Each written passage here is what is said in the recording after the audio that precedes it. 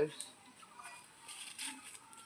এই যে ছুটিতে বাড়িতে আসছি, আসার পর এই কাজ করতেছি। এই বাঁশ কেটে বেড়া দেবো, বেড়ার ছুটি দেবো। তো আমার বাবা একাই, আমি আবার বাবার একমাত্র ছেলে। তো বাসায় আসলে একটু কাজ করলে আমার আব্বার একটু সুবিধা হয়।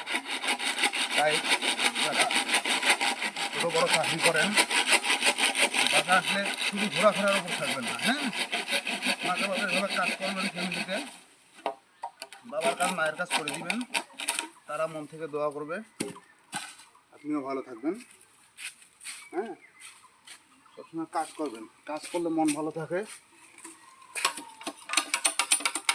কাজ করবেন, কাজ করবেন, ঘুরবেন, বাবা মার সাথে ভালোভাবে কথা বলবেন,